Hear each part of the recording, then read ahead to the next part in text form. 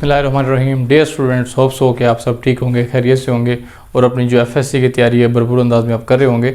तो बेटा, हम कार्बोहाइड्रेट्स के जो पहले कुछ लेक्चर्स हैं मोनोसैकराइड्स पे, डाइसैकराइड्स पे, वो हम बना चुके हैं।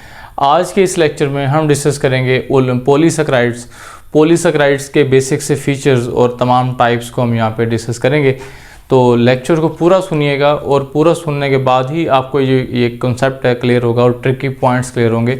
मैंने बहुत सारे ट्रिकी पॉइंट्स ऐड किए हैं जो कि एंट्रेंस टेस्ट के हवाले से, एमडीकेट के हवाले से काफ़ी इंपॉर्टेंट हैं। तो आप इसको लाजमी सुनिएगा, नोट्स बनाइएगा। कोई क्वेश्चन हो जो क्लियर ना हो आपको तो वो आप लाजमी कमेंट सेक्शन में पूछिएगा। स्टार्ट करते हैं बच्चों।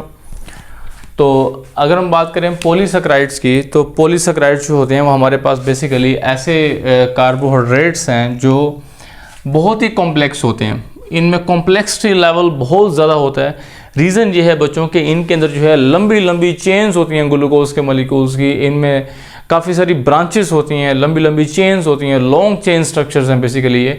तो इनमें जो कॉम्प्लेक्सिटी लेवल है वो बहुत हाई है। तो कॉम्प्लेक्सिटी लेवल हाई भी है और ये काफ़ी ज़्यादा अबंडेंट भी होते हैं। अगर हम बात करें कार्बोहाइड्रेट्स में तो बेटा polysaccharides are more abundant sugars. और पॉलीसैकराइड्स में भी जो हमारे पास सेलुलोज है, स्पेशली सेलुलोज हमारे पास जो है मोर अबंडेंट शुगर है। जो सेकंड मोस्ट अबंडेंट शुगर है हमारे पास वो बेसिकली काइटन है। ठीक है, ये जो पॉलीसैकराइड्स होते हैं ये इनसोल्युबल होते हैं हमेशा पानी में, क्योंकि ये कॉम्प्लेक्स शुगर हैं। जितनी कॉम्प्लेक्सिटी बढ़ेगी उतना ही पानी में जो सोल्युबिलिटी है वो कम होगी, क्योंकि जब कॉम्प्लेक्सिटी बढ़ेगी तो पानी के मॉलिक्यूल्स को जो हाइड्रोजन बॉन्डिंग के लिए बाइंडिंग साइट्स हैं वो नहीं मिल पाएंगी कार्बोहाइड्रेट्स के अंदर, तो इसलिए जो सोल्युबिलिटी है वो कम हो जाएगी। तो ये इनसोल्युबल होते हैं पानी के अंदर और ये हमेशा टेस्टलेस होती हैं। इनका कोई ख़ास टेस्ट नहीं होता, क्योंकि पानी में तो ये हल होते नहीं। जब पानी में हल नहीं होगे तो आपकी जो टोंग के रिसेप्टर्स हैं वो इनको कैसे पहचानेंगे। तो किसी भी चीज़ के टेस्ट की पहली निशानी ये होगी कि वो पानी में हल होगा तो वो आपके टेस्ट बर्ड्स उनको रिकग्नाइज कर पाएंगे। मैं सिंपल से एग्जांपल दे रहा हूँ, आप पोटैटो चिप्स खाते हैं, कोई उसका ख़ास एक टेस्ट नहीं होता, टेस्टलेस से वो बेसिकली एक उसमें पॉलीसैकराइड्स हैं, बेसिकली उसमें स्टार्च है। तो स्टार्च एक टेस्टलेस पॉलीसैकराइड है हमारे पास। तो आगे इसके अगर हम फॉर्मेशन की बात करें तो ये हमेशा मोनोसैकराइड्स की जॉइनिंग से बनते हैं, मोनोसैकराइड यूनिट्स के मिलने से बनते हैं। और मोनोसैकराइड यूनिट्स आपस में ग्लाइकोसिडिक लिंकेज से हमेशा मिल रहे होते हैं। ग्लाइकोसिडिक लिंकेज क्या होता है हम प्रीवियस लेक्चर में मोनोसैकराइड्स में, डाइसैकराइड में सही तरह डिस्कस कर चुके हैं, आप वो लेक्चर लाजमी सुने। स्टार्ट करते हैं नेक्स्ट आगे इसके टाइप्स। जो इसकी हमारे पास फर्स्ट टाइप है वो है बेसिकली स्टार्च। स्टार्च जो है फर्स्ट टाइप है जो काफ़ी इंपॉर्टेंट है, इसको डिस्कस करते हैं। स्टार्च जो है बेसिकली हमारे पास एक स्टोरेज पॉलीसैकराइड है। ये जो है स्टोर होता है प्लांट्स की बॉडी में, स्टोरेज फॉर्म में ये एग्जिस्ट करता है। ये स्टोरेज पॉलीसैकराइड है, स्टोरेज फॉर्म में होता है और ये हमेशा इनसोल्युबल है। हमने कहा कि इनसोल्युबिलिटी है शुगर्स की ओवरऑल, ये भी इनसोल्युबल है। और ये हमेशा प्लांट्स की बॉडी में जो है साइटोप्लाज्म में, सेल्स में जो है, प्लांट्स के सेल्स में ग्रेन्यूल्स की फॉर्म में स्टोर होता है। हमेशा ग्रेन्यूल्स की फॉर्म में ये साइटोप्लाज्म में पड़ा होगा और ये पानी के वाटर पोटेंशियल को चेंज नहीं करता। बेटा वाटर पोटेंशियल क्या होता है? वाटर पोटेंशियल कहते हैं total kinetic energy of molecule. Water molecule, पानी के मॉलिक्यूल्स की जो पूरी काइनेटिक एनर्जी है उसको हम नाम देंगे वाटर पोटेंशियल। अगर हम किसी सोल्यूट को ऐड कर दें पानी के अंदर तो पानी के मॉलिक्यूल्स सोल्यूट के साथ बिजी हो जाएंगे। सोल्यूट के साथ बाइंड करने की वजह से जो पानी के मॉलिक्यूल्स का वाटर पोटेंशियल है वो कम हो जाता है। लेकिन चूँकि स्टार्च तो पानी में सोल्यूबल ही नहीं है, तो सोल्यूबिलिटी ना होने की वजह से जो ये वाटर पोटेंशियल है इस पर कोई असर नहीं पड़ता। इसलिए जो प्लांट सेल होते हैं वो स्टार्च की वजह से पानी को ऑस्मोसिस से अपटेक करते नहीं, तो इसलिए जो है ना ये इनसोल्युबल है। और जो स्टार्च है इसमें दो चीज़ें आती हैं, अमाइलोज है और अमाइलोपेक्टिन है, जो मैं डिस्कस करने हैं। अमाइलोज की बात करते हैं। अमाइलोज जो है ये ग्लूकोज मोनोमर से मिलके बना होता है। ग्लूकोज मोनोमर्स का ये बना होता है मेनली। अगर हम इसकी कंपोजिशन की बात करें तो ये अल्फ़ा 1,4 ग्लाइकोसिडिक लिंकेज से ग्लूकोज के जो मॉलिक्यूल हैं वो आपस में जुड़े होते हैं। अल्फ़ा 1,4 क्या है आगे हम डायग्राम में देखते हैं। और ये हमेशा स्ट्रेट चेन में होते हैं और हमेशा ये अनब्रांच फॉर्म में ये एग्जिस्ट करते हैं। स्ट्रेट चेन में है, अनब्रांच फॉर्म में। और ये हमेशा ग्लूकोज के जो मॉलिक्यूल हैं वो आपस में जब वो जुड़ते हैं अल्फ़ा 1,4 लिंकेज से तो उनमें एक कॉइलिंग पैटर्न आता है, तो वो कॉइल हो जाते हैं, कॉइलिंग पैटर्न में एग्जिस्ट करते हैं। ये ऑलमोस्ट जो इसका कॉइलिंग पैटर्न है ये ऑलमोस्ट इस तरह ये बनता है। ये है हमारे पास एक कॉइलिंग पैटर्न अमाइलोज के अंदर। तो ये सारी एक पूरी चेन पड़ी है और ये कॉइलिंग पैटर्न में पड़ी है। जो मैंने इसमें राउंड ये स्ट्रक्चर शो कर दिए हैं, ये दरअसल ग्लूकोज के मॉलिक्यूल्स हैं। ये ग्लूकोज के मॉलिक्यूल्स इस तरह इस पूरी चेन में पड़े हैं। तो दो ग्लूकोज के मॉलिक्यूल आपस में किस तरह यहाँ पड़े हैं, वो किस तरह जो है बॉन्डिंग कर रहे हैं, इसको हम यहाँ पे अंडरस्टैंड करते हैं। अगर हम दो ग्लूकोज के मॉलिक्यूल्स की बात करें तो फ़र्ज़ कर लें मेरे पास ये दो ग्लूकोज के मॉलिक्यूल हैं, इन्होंने आपस में जुड़ना है। ये आपस में कैसे जुड़ेंगे, इनका पूरा रिंग का स्ट्रक्चर कैसे बना है, डिटेल में मैंने लेक्चर जो है अपलोड किया है मोनोसैकेराइड्स के ऊपर। मैंने बहुत सारे रिंग फॉर्मेशन के ट्रिक्स बताए हैं आपको, आप वो लेक्चर लाजमी लें कि ये रिंग कैसे बनी है। वो 2-3 ट्रिक्स हैं, अगर आप वो याद कर लेंगे तो रिंग बनाने का पैटर्न आपके लिए आसान हो जाएगा, आप वो लाजमी उसको फॉलो करें। तो ये मेरे पास एक ग्लूकोज है, इसका ये कार्बन 1 है, ये कार्बन 2, 3, 4, 5 और ये 6। इसका भी सेम ऐसे 1, 2, 3, 4, 5 और ये 6 कार्बन। तो एक ग्लूकोज के कार्बन 1 का OH और दूसरे ग्लूकोज के कार्बन 4 का OH ये आपस में रिएक्ट करते हैं, कंडेंस करते हैं। इनकी कंडेंसेशन से जो वाटर मॉलिक्यूल है वो एलिमिनेट होता है यहाँ से। वाटर मॉलिक्यूल की जो एलिमिनेशन होगी यहाँ से -H2O, वाटर मॉलिक्यूल के एलिमिनेशन से यहाँ पे पीछे बचेगा ऑक्सीजन। वो जो ऑक्सीजन होगा वो ऑक्सीजन जो है इस कार्बन 1 को कार्बन 4 से लिंक कर लेगा, इस तरह जोड़ लेगा। और ये जो COC बॉन्ड बना है जिसमें ये ऑक्सीजन जो है वो दो मोनोमर्स को, दो ग्लूकोज के यूनिट्स को आपस में लिंक अप कर रहा है, तो इस लिंकेज को हम नाम देंगे अल्फा 1,4 लिंकेज। अल्फा बेटा इसलिए कहते हैं कि इसमें कार्बन 1 के ऊपर जो है OH नीचे था, अगर OH नीचे हो इसको हम अल्फा कहेंगे, अगर कार्बन 1 के ऊपर जो है OH ऊपर हो फिर इस केस में इसको हम बीटा कहेंगे। तो इस तरह ये अल्फा 1,4 लिंकेज जो है बन चुका है। 1,4 इस सेंस में कह रहे हैं कि कार्बन 1 कार्बन 4 से अटैच है, कार्बन 1 कार्बन 4 से लिंक्ड है, इसलिए इसको हम 1,4 कह रहे हैं। नेक्स्ट उसके बाद हमारे पास अमाइलोपेक्टिन सेकंड टाइप है। ये जो अमाइलोपेक्टिन है ये भी सेम ग्लूकोज का ही बना है, ये भी सेम ग्लूकोज के बने हैं, बस फ़र्क इतना है अमाइलोपेक्टिन जो होता है ये हाईली ब्रांच होता है, ये ब्रांच फॉर्म में एग्जिस्ट करता है। जो अमाइलोज था वो स्ट्रेट चेन में एग्जिस्ट कर रहा था। मेन जो डिफरेंस है वो ब्रांच का और स्ट्रेट चेन का है। तो अमाइलोपेक्टिन जो है ये ग्लूकोज के मॉलिक्यूल हैं इसके अंदर भी, और इसमें 1,4 लिंकेज से जो ग्लूकोज के मॉलिक्यूल हैं आपस में लिंक होते हैं। और जिस पॉइंट पे ब्रांच निकल रही होती है, ब्रांच वाले पॉइंट पे अल्फा 1,6 लिंकेज जो है एग्जिस्ट करते हैं। और इसकी चूँकि ब्रांचेस हैं बहुत सारी, डायग्राम में शो हो रहा है, ये ग्लूकोज के मॉलिक्यूल चेन में अटैच हैं और हर इस चेन से बहुत सारी ब्रांचेस निकल रही हैं। ये हमारे पास एक ब्रांच है, ये कोई दूसरी ब्रांच है, ये कोई और ब्रांच है, ये और ब्रांच है, ये ब्रांच है, इस तरह ये सारी ब्रांचेस पड़ी हैं। तो ब्रांच वाले पॉइंट पे 1,6 लिंकेज जो है वो होता है। ये मैंने आगे ड्रॉ किया, इसको देखते हैं। तो इसके बहुत सारे एंड्स होते हैं, ज़्यादा एंड्स होने की वजह से इसको हम ईजिली ब्रेक कर सकते हैं। जैसे ही हमारी बॉडी में अमाइलोपेक्टिन जाएगा तो अब डाइजेशन किस कंपाउंड की फास्ट होगी, अमाइलोज की फास्ट होगी या अमाइलोपेक्टिन की फास्ट होगी, ये डिसीजन होना है उनके एंड से। अमाइलोज में जस्ट हमारे पास दो एंड्स हैं, एक ये वाला एंड है और एक ये वाला एंड है। अमाइलोपेक्टिन में हमारे पास बहुत सारे एंड हैं, एक ये वाला है, ये वाला है, ये वाला एंड है, ये वाला एंड है, ये वाला एंड है, ये एंड है, ये एंड है। मैंने इस कंपाउंड में ऑलमोस्ट कोई 7 एंड शो किए हैं, उसमें सिर्फ 2 एंड है। तो जितने बेटा उसके एंड्स ज़्यादा होंगे उतना ही उस कंपाउंड को डिग्रेड करना आसान होगा, तोड़ना उसको आसान होगा। इसलिए एंजाइम्स इस कंपाउंड को फास्टली ब्रेक करेंगे, जबकि उस कंपाउंड को अमाइलोज को ज़रा स्लोली ब्रेक करेंगे। तो जो ब्रेक करने का रेट है वो एंजाइम्स का इसके ऊपर ज़्यादा फास्ट होगा, ज़्यादा एंड्स होने की वजह से उसका ज़रा स्लो होगा। अब देखते हैं नेक्स्ट अल्फा 1,6 लिंकेज कैसे है इनमें। बच्चों सपोज कर लें हमारे पास ये जो स्ट्रेट चेन जा रही है, इस पॉइंट पे ग्लूकोज की स्ट्रेट चेन से एक यहाँ पे ब्रांच राइज हो रही है, एक ब्रांच निकल रही है। तो ये जो ब्रांच है इस पॉइंट पे जो ग्लूकोज इस ग्लूकोज से अटैच है, मैंने इन 2 ग्लूकोज के स्ट्रक्चर्स को यहाँ पे शो किया हुआ है। जो ब्रांच वाला ग्लूकोज है वो सपोज कर ले हमारे पास ये पड़ा है, ये वाला ग्लूकोज, इस ग्लूकोज का ये कार्बन का OH नीचे यहाँ पर पड़ा हुआ है, तो ये हमारे पास अल्फा शुगर है, दिस इज़ अल्फा शुगर। और इस ग्लूकोज के कार्बन 6 का जो है OH ये पड़ा हुआ है, ठीक है। तो ये दोनों OH आपस में कंडेंस करेंगे, कंडेंसेशन से जो वाटर मॉलिक्यूल है वो रिलीज़ होगा। वाटर मॉलिक्यूल के रिलीज़ होने से क्या बनेगा, पीछे ऑक्सीजन बचेगा। वो जो ऑक्सीजन है वो क्या करेगा, वो ऑक्सीजन जो है फाइनली इन कार्बन के एटम्स को आपस में लिंक अप कर लेगा। इस तरह वाटर मॉलिक्यूल की एलिमिनेशन से जो ऑक्सीजन था उसने पानी के मॉलिक्यूल्स, उसने इन ग्लूकोज के मॉलिक्यूल्स को आपस में लिंक अप कर लिया, जोड़ लिया, कार्बन 1 को कार्बन 6 से लिंक अप कर लिया। तो अब ये जो हमारे पास लिंकेज बना है इसको हम नाम देंगे अल्फा 1,6 क्यों कह रहे हैं, क्योंकि एक ग्लूकोज के कार्बन 1 है इन्वॉल्व यहाँ पे, और दूसरा ग्लूकोज है उसका कार्बन 6 यहाँ पे इन्वॉल्व है इस बॉन्डिंग के अंदर, इसलिए इसको हम नाम दे रहे हैं अल्फा 1,6 लिंकेज। नेक्स्ट हमारे पास है बच्चों ग्लाइकोजिन। ग्लाइकोजिन भी स्टोरेज पॉलीसेकेराइड है, ये भी स्टोरेज फॉर्म में होता है। और याद रखिएगा ग्लाइकोजिन जो है अमाइलोपेक्टिन की तरह का ही पॉलीसेकेराइड है। जैसे अमाइलोपेक्टिन था, इसमें काफ़ी ज़्यादा ब्रांचेस होती हैं, ये इसी की तरह का ही पॉलीसेकेराइड है, लेकिन फ़र्क इतना है अमाइलोपेक्टिन में, ग्लाइकोजिन में जो है जो ब्रांचेस हैं वो ज़्यादा होती हैं, number of branches, number of ends ज़्यादा होते हैं। तो आप कह सकते हैं glycogen is more branch than amylopectin, glycogen की ब्रांचेस ज़्यादा होती हैं, तो ये हमारे पास ज़्यादा हाईली ब्रांच कंपाउंड है। तो ये भी स्टोरेज पॉलीसेकेराइड है, ये भी एनिमल्स की बॉडी में मोस्टली जो है ये स्टोर होता है।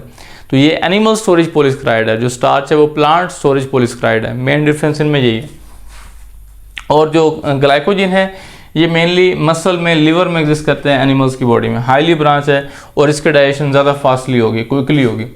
तो सबसे फास्ट डाइजेशन ग्लाइकोजिन की होगी, फिर उससे कम डाइजेशन जो है वो फास्ट वो अमाइलोपेक्टिन की होगी, और सबसे स्लो डाइजेशन अमाइलोज की होगी, क्योंकि नंबर ऑफ़ एंड्स पे डिपेंड किया जाता है कि किस तरह जो है डाइजेशन का रेट होगा।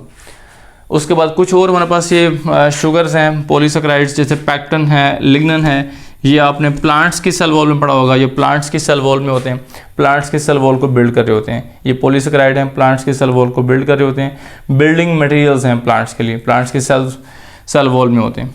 अगार की बात करते हैं, अगार भी एक पॉलीसेकेराइड है, ये रेड एल्गी के सेल वॉल में होता है, और ये जो है एज अ थिकनर इसको हम यूज़ करते हैं, फूड में इसको हम specially as a thickener use कर रहे होते हैं। और अगर हम बात करें म्यूरिन की, म्यूरिन जो है आप जानते हैं पेप्टिडोग्लाइकिन का नाम है बेसिकली, और ये जो कंपाउंड है ये बेसिकली हमारे पास जो है बैक्टीरियल बॉडी में जो है ये पड़ा होता है उनकी सेल वॉल के अंदर, उनकी सेल वॉल को बिल्ड कर रहा होता है। अब हम डिस्कस करेंगे हमारे इस लेक्चर में सेलुलोज। अगर हम सेलुलोज की बात करें बच्चों, तो सेलुलोज जो है ये मोस्ट अबंडेंट पॉलीसेकेराइड है, it is most abundant polysaccharide. Basically हम पहले स्टोरेज पॉलीसेकेराइड्स को हम पहले पढ़ चुके हैं, अब हम स्ट्रक्चरल पॉलीसेकेराइड्स को डिस्कस करेंगे। तो सेलुलोज हमारे पास मोस्ट अबंडेंट पॉलीसेकेराइड है, ये मेनली प्लांट्स की सेल वॉल के अंदर एग्जिस्ट करता है, प्लांट्स की सेल वॉल में एग्जिस्ट करता है। और इसके अलावा ये ग्लूकोज की चेन्स, ग्लूकोज के मोनोमर से बना होता है, और इसमें जो लिंकेज है बेसिकली ये बीटा लिंकेज होता है, बीटा 1,4 लिंकेज, ठीक है। बीटा 1,4 ग्लाइकोसिडिक लिंकेज जो है इसमें एग्जिस्ट करते हैं। इसमें डायग्राम मैंने सामने शो किए, देखिएगा ये ग्लूकोज का मॉलिक्यूल है, इसमें कार्बन 1 है, और इसका ये बॉन्ड इस तरह बना हुआ है COC, ठीक है, इस तरह ये बना हुआ है। रीज़न ये थी कि इस कार्बन 1 के ऊपर जो है जो OH है ये कुछ इस तरह यहाँ पे ऊपर लगा हुआ था, और जो कार्बन 4 है हमारे पास, ठीक है, इसका यहाँ पे OH पड़ा था।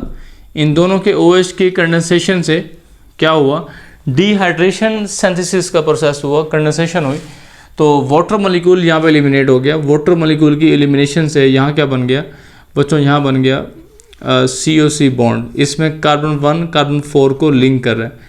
तो चूँकि कार्बन 1 का OH ऊपर था, ऊपर लगा हुआ था, इसलिए इसको हम नाम दे रहे हैं बीटा 1,4 लिंकेज, जबकि स्टार्च में, ग्लाइकोजिन में जो हमने पढ़ा था वो अल्फा 1,4 लिंकेज था, और वहाँ पे कार्बन 1 के ऊपर जो OH है वो नीचे था, डाउनवर्ड स्टिक था।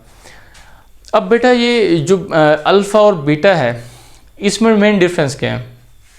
जो अल्फ़ा और बीटा लिंकेजेस हैं ये न सिर्फ कंपाउंड्स की केमिकल नेचर को चेंज करते हैं, बल्कि साथ साथ जो कंपाउंड्स के स्ट्रक्चर है, जो स्ट्रक्चर उस कंपाउंड से बन रहा है, जो उस कंपाउंड की फिज़िकल एग्जिस्टेंस है, ये उसको भी चेंज करते हैं। अगर हम बात करें अल्फ़ा लिंकेज की, तो जो अल्फ़ा लिंकेज था ये मेनली आपको कहाँ मिल रहा था बोला, अल्फ़ा लिंकेज और बीटा लिंकेज, थोड़ा सा इनमें हम फ़र्क कर लेते हैं। अल्फ़ा लिंकेज जो है आपको मिल रहा था स्टार्च में, जो हमने लास्ट टाइम डिस्कस किया अभी, स्टार्च में और इसके अलावा ग्लाइकोजन में। और ये कंपाउंड्स मोस्टली किस फॉर्म में थे? अच्छा, ये भी नोट कर लें कि कार्बन 1 पे जो OH था इनका वो डाउनवर्ड स्टिक था, नीचे लगा हुआ था, तो तभी इसको हम अल्फ़ा लिंकेज कह रहे हैं। और ये कंपाउंड जो है वो फिब्रल्स की फॉर्म में थे, मतलब धागों की सूरत में थे, कॉइल अप हुए पड़े थे, इनका कॉइलिंग पैटर्न था, यानी ऑलमोस्ट इस तरह इनमें कॉइलिंग पैटर्न था, हेलिक्स फॉर्म में थे। लेकिन जो बीटा लिंकेज है मेनली ये कहाँ मिल रहा है आपको? ये मिल रहा है सेलुलोज में, ये मिल रहा है सेलुलोज में, और इसके अलावा काइटन में, इन कंपाउंड्स में जो कार्बन 1 पे OH है वो अपवर्ड स्टिक होता है, ऊपर की तरफ लगा होता है, ये अपवर्ड लगा होता है, ठीक है, OH ऊपर की तरफ जुड़ा होता है। तो ये स्ट्रक्चरल डिफरेंस क्या बनेगा, तो बीटा लिंकेज होने की वजह से ये कंपाउंड जो होते हैं ये फाइबर्स की फॉर्म में होते हैं, ये हमेशा फाइबर्स की फॉर्म में एग्जिस्ट करते हैं, धागे बनाते हैं, और वो मजबूत धागे होते हैं जो स्ट्रक्चर्स को बिल्ड कर रहे होते हैं, तभी तो ये स्ट्रक्चरल पॉलीसेकेराइड है। तो दरअसल जो इनकी फिजिकल एग्जिस्टेंस है उस पर जो ये बॉन्ड्स हैं अल्फा बीटा वो बड़ा इंपैक्ट डाल रहे हैं, ठीक है। तो यहाँ पे ये बीटा 1,4 लिंकेज इस तरह एग्जिस्ट करे। अब आगे देखिएगा, आगे यहाँ पे ये जो ग्लूकोज है ये इनवर्ड ओरिएंटेड है, यानी नीचे की तरफ ओरिएंटेड है। इसमें ये कार्बन 1 है, ये कार्बन 2 है, ये 3 है, 4 है और ये 5 है, 6 यहाँ पे होगा। ऐसा क्यों है? एक कार्बन इनवर्ड ओरिएंटेड है, फिर ये एक ग्लूकोज स्टेट है, एक इनवर्ड है, इन्वर्टेड फॉर्म में। तो इस तरह एक ग्लूकोज स्टेट, एक इन्वर्टेड, एक स्टेट, एक इन्वर्टेड, ये इस तरह अल्टरनेट फॉर्म में ऐसे क्यों पड़े हैं? आखिर इसकी लॉजिक, इसकी रीज़न क्या थी? मेन रीज़न ये है, अगर ये इन्वर्टेड ना हो, स्टेट हो, तो उस केस में जो इसकी फिजिकली एग्जिस्टेंस बनेगी वो इस तरह हेलिक्स की फॉर्म में बनेगी, just like starch and glycogen. तो एक ग्लूकोज इन्वर्टेड होने की वजह से जो ये चेन है, चेन ये स्ट्रेट बिल्ड होती है, सीधी बनती है और ये फाइबर बनते हैं, धागे बनते हैं ऐसे। तो चूँकि इन कंपाउंड में स्ट्रक्चर्स को बिल्ड करना है, तभी नेचर ने इनके अंदर बीटा लिंकेज रखा है और साथ साथ जो है एक ग्लूकोज अल्टरनेट वे में इन्वर्टेड भी है। तो इसकी मेन लॉजिक ये थी ताकि ये एक फाइबर को बिल्ड कर सकें। सपोज कर लें हमारे पास ये प्लांट सेल है, इसके बाहर ये सेल वॉल पड़ी है, मैंने रेड में शो की, और सेल वॉल के बाहर जो है आपको यहाँ पे क्या मिल रहा है, ये उसके अंदर सारे फाइबर्स पड़े हैं। अगर मैंने एक छोटे से एरिया में देखूँ तो ये सारे फाइबर ऐसे पड़े हैं, और इन फाइबर्स में जो ग्लूकोज के मॉलिक्यूल्स हैं देखें वो इस तरह पड़े हैं, एक स्टेट है और एक इन्वर्टेड है, एक स्टेट है और एक इन्वर्टेड है। तो इस तरह ये पैरेलल अल्टरनेट वे में ऐसे पड़े होते हैं और आपस में विद हाइड्रोजन बॉन्डिंग ये अटैच भी होते हैं, इसलिए ये होते हैं ताकि ये फाइबर्स बिल्ड कर सकें। नेक्स्ट हमारे पास है काइटन। काइटन जो होता है it is second most abundant polysaccharide, first most cellulose था, ये सेकेंड मोस्ट अबंडेंट पॉलीसेकेराइड है। और ये जो काइटन है बेसिकली बच्चों, अगर हम काइटन की बात करें, ये काइटन वाहिद शुगर है जिसमें नाइट्रोजन होता है, it is nitrogen containing sugar, इसमें नाइट्रोजन भी होता है और किसी भी शुगर में नाइट्रोजन नहीं होता, ठीक है। तो ये भी स्ट्रक्चरल पॉलीसेकेराइड है, इसमें ग्लूकोज मॉडिफाइड फॉर्म में होता है। अगर हम इसकी अकरेंस की बात करें तो अकरेंस बेटा ये एग्जिस्ट करता है कंपाउंड क्रैब्स वगैरह में, लॉबस्टर्स में एग्जिस्ट करता है, और जो फंगल सेल वॉल है ये वहाँ भी एग्जिस्ट करता है। ये इसकी मेन अकरेंस है। अगर हम बात करें कि ग्लूकोज किस तरह मॉडिफाइड है, ग्लूकोज इस सेंस में मॉडिफाइड है कि इस कंपाउंड में, ग्लूकोज में कार्बन 2 के ऊपर जो है नाइट्रोजीनियस कंपाउंड्स कुछ लगे होते हैं, एन एसिटाइल लिंकेज जो है वो यहाँ पे लगा होता है, वो इस कंपाउंड में ऐड होता है। तो मैं इसको शो कर देता हूँ। इसका बाकी स्ट्रक्चर तो सेम वैसे ही होगा कि एक कंपाउंड ग्लूकोज का स्टेट है और एक इन्वर्टेड है, जो हम पीछे डिस्कस कर चुके हैं, सेम वही है। लेकिन मेन कॉन्सेप्ट ये है कि कार्बन 2 के ऊपर जो है यहाँ पे ये कंपाउंड लगा है, इसका नाम है एन एसिटाइल ग्लूकोजामाइन। ये एन एसिटाइल लिंकेज यहाँ पे लगा हुआ है, इस लिंकेज की वजह से ये मॉडिफाइड ग्लूकोज है। इसमें भी हमारे पास ये बेसिकली कार्बन 1 है और ये कार्बन 4 है, ये बीटा 1,4 जो है ये बिल्ड हो रहा है। लेकिन जो अगला ग्लूकोज है इन्वर्टेड फॉर्म में, यहाँ पे इसका कार्बन 1 होगा, ये कार्बन 2 है, ये कार्बन 3 है, ये 4, ये 5 है और ये कार्बन 6 यहाँ पे होगा। तो इसके कार्बन 2 के ऊपर जो है इस तरह ये एन एसिटाइल लिंकेज ऊपर लगा हुआ है। इन्वर्टेड होने की रीज़न सिंपल यही थी यहाँ पे कि ये कंपाउंड जो है इसने स्ट्रॉन्ग फाइबर्स को बिल्ड करना है। अगर ये इन्वर्टेड ना होता तो फिर उस केस में इसका वो हेलिकल स्ट्रक्चर जो है बन रहा होता। एक चीज़ और भी नोट कर लें बीटा लिंकेज के हवाले से, बीटा लिंकेज सिर्फ 3 शुगर्स में होता है। आप ये नाम नोट कर लेंगे ताकि कोई भी क्वेश्चन आए बीटा लिंकेज के हवाले से तो आप कर लें। एक मेरे पास है सेलुलोज, एक है काइटन और एक है लैक्टोज डाइसेकेराइड। सिर्फ इन 3 में बीटा लिंकेज होता है, बाकी सब में लिंकेज अल्फा एग्जिस्ट करता है। तो ये बच्चों हमारा आज का लेक्चर था पॉलीसेकेराइड्स के हवाले से। अगर आपको ये लेक्चर अच्छा लगा तो हमारे इस चैनल को लाइक, सब्सक्राइब, शेयर करना मत भूलिएगा। मिलते हैं नेक्स्ट वीडियो में, तब तक के लिए अल्लाह हाफिज़।